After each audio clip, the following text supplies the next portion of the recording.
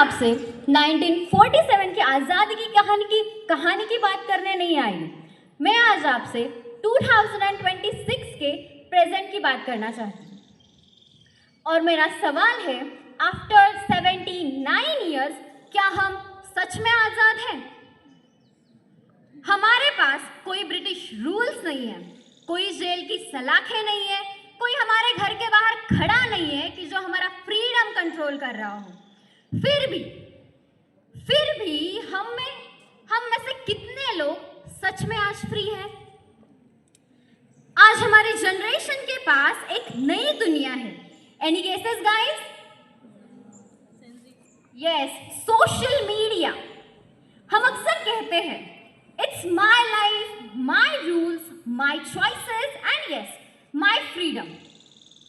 लेकिन फिर सुबह आँख खुलते ही इंस्टाग्राम चेक, स्नैपचैट चेक, खाना खाया, स्टोरी पोस्ट, स्नैपचैट पे भी कुछ भी अभी हो जाए स्नैप डाल दिया, किसी ट्रिप पे जाए रील्स पोस्ट, और कभी कभी तो हमारी खुशी भी कंप्लीट नहीं होती जब तक आप स्टोरी ना पोस्ट कर जाए। हम कहते हैं I don't care what people thinks about me, और फिर एक फोटो अपलोड करके 10 मिनट में 7 बार चेक करते हैं लाइक्स कितने आए। तो एक सवाल, अगर एक नंबर हमारा मूड डिसाइड कर सकता है तो क्या हम सच में फ्री हैं? पहले सोसाइटी पूछती थी लोग क्या कहेंगे, अब इंस्टाग्राम पूछता है बेटा तुम्हारे फॉलोअर्स कितने हैं। पहले कंपैरिजन होता था गली के शर्मा जी के बेटे से, और आज कंपैरिजन है ब्रो उसकी लाइफ तो कितनी परफेक्ट है। लेकिन हम भूल जाते हैं सोशल मीडिया पर उसकी लाइफ नहीं, उसकी हाईलाइट रील दिखाई जाती है। हम अपनी बिहाइंड द सीन वाली जिंदगी को किसी और के एडिटेड लाइफ से कंपेयर करने लगते हैं, और फिर हम कहते हैं क्या बोरिंग लाइफ है यार अपनी। No, your life isn't boring, you are just comparing your reality with someone else edited reality. और सबसे इंटरेस्टिंग बात, हम टेक्नोलॉजी को कंट्रोल करने के लिए बनाते हैं, लेकिन आज टेक्नोलॉजी हमारा कंट्रोल और अटेंशन कब गैदर कर रही है वो हमें पता ही नहीं चलता। फोन हमारे हाथ में है, लेकिन कभी कभी लगता है हम फोन के हाथ में हैं। नोटिफिकेशंस आते हैं, हम फोन उठाते हैं, रील्स आती है, हम स्क्रॉल करते हैं, बस एक और बस एक और फिर पता ही नहीं चलता 30 सेकंड के लिए फोन लिया था 30 मिनट कब हो गए। ये भी एक तरह की मॉडर्न स्लेवरी तो है। डिफरेंस सिर्फ इतना है, इस बार जंजीर लोहे की नहीं तो स्क्रीन की है। लेकिन मैं सोशल मीडिया को विलन नहीं बना रही। सोशल मीडिया ने यूथ को वॉइस भी दी है। आज एक स्टूडेंट इनजस्टिस के खिलाफ पोस्ट भी कर सकता है, एक लड़की अपनी स्टोरी भी डाल सकती है, एक स्मॉल क्रिएटर दुनिया तक भी पहुंच सकता है। और रिसेंटली हमने दिल्ली के जंतर मंतर प्रोटेस्ट में ये साबित भी कर दिया, जो लोग कहते हैं ये जेनजी सिर्फ मीम्स और रील्स बनाते हैं, ये जनरेशन सिर्फ रील्स और मीम्स बनाने वाली जनरेशन नहीं है। जब एजुकेशन और फ्यूचर से जुड़ी प्रॉब्लम सामने आती है तो यही यूथ फोन से बाहर निकलकर रस्तों पर आ जाता है और अपनी आवाज उठाता है।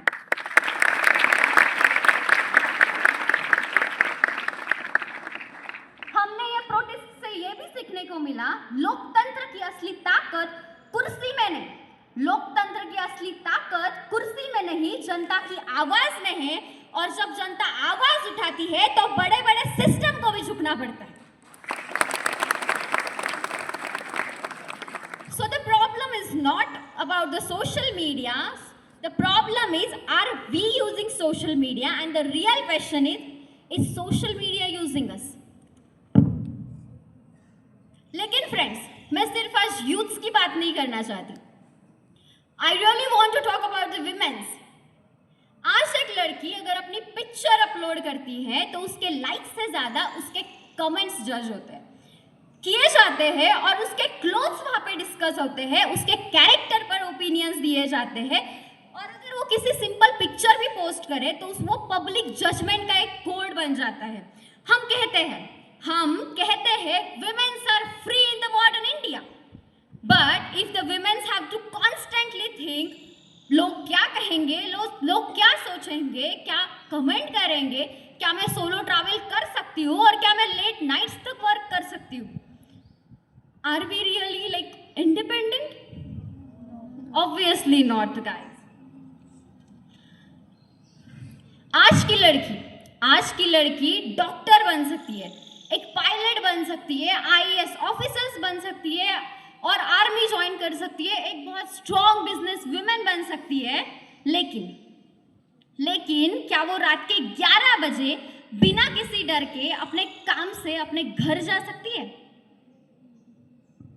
हम कहते हैं अपनी बेटी को फ्रीडम दो, लेकिन जब वही बेटी कहती है मैं अपना करियर खुद चूज करूंगी, तब आंसर्स आते हैं लोग क्या कहेंगे।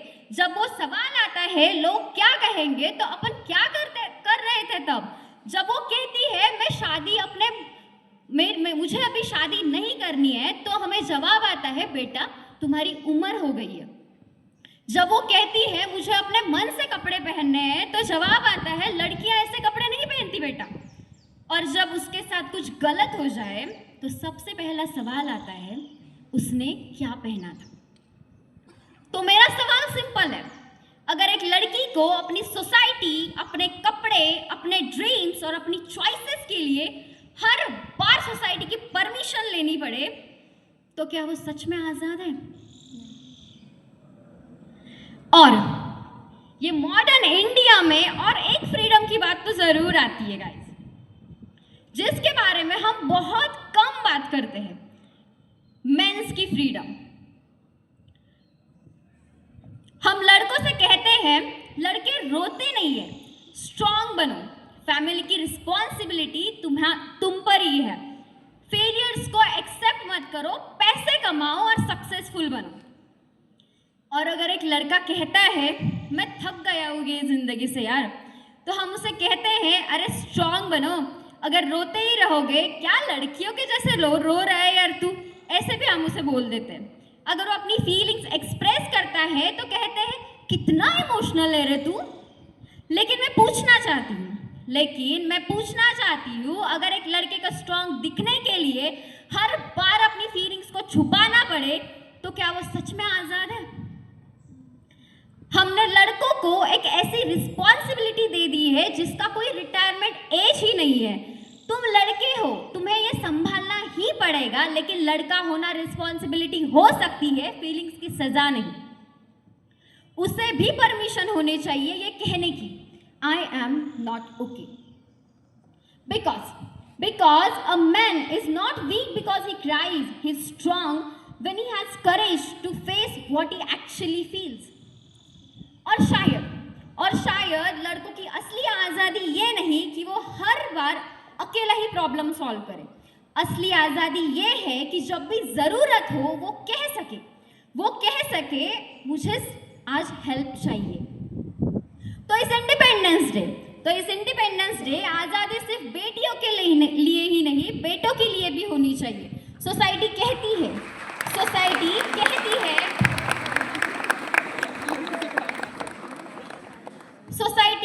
है मर्द को दर्द नहीं होता, मैं कहती हूँ मर्द को भी दर्द होता है, बस सोसाइटी ने उसके आंसुओं को कमजोरी के नाम में दगा रखा है।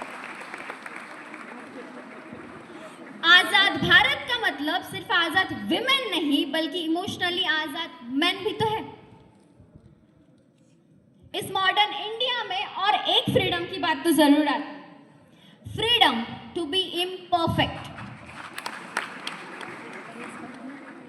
हमें सोशल मीडिया सिखाती है सब कुछ परफेक्ट दिखना चाहिए, perfect glass skin, perfect body, perfect relationships, perfect career and perfect life.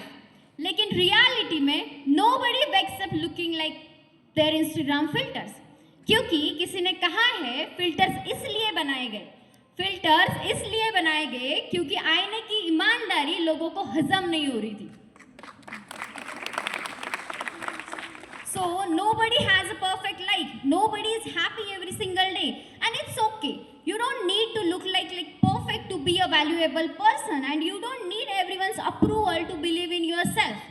तो इस इंडिपेंडेंस डे मैंने एक डिफरेंट आज़ादी की बात की। नोटिफिकेशन से आज़ादी, कंपैरिजन से आज़ादी, वैलिडेशन की भूख से आज़ादी, लोग क्या कहेंगे इस चीज़ से आज़ादी, और सबसे इम्पोर्टेंट खुद को किसी और की लाइफ से कंपेयर करने की आज़ादी। क्योंकि किसी ने कहा है दूसरों के बगीचे में झांक झांक कर उसके फूल मत गिनो, अपने बगीचे में देखो, शायद तुम्हारे पास भी खिलने के लिए पूरा मौसम बाकी है।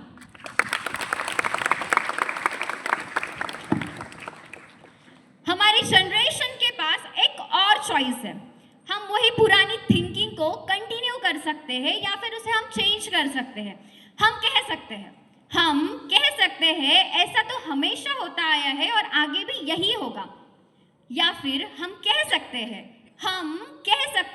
हमेशा से होता आया है, इसका मतलब यह नहीं कि यह हमेशा होता रहेगा। And that is the real power of the youth. देश 1947 में आज़ाद हुआ था, अब हमारी बारी है अपनी सोच को आज़ाद करने की। उन्होंने हमें आज़ाद भारत दिया, अब हमारी बारी है उन्हें एक बेहतर भारत लौटाने की। तिरंगा सिर्फ आसमान में नहीं, हमारी सोच में भी लहराना चाहिए। Thank you so much. जय हिंद।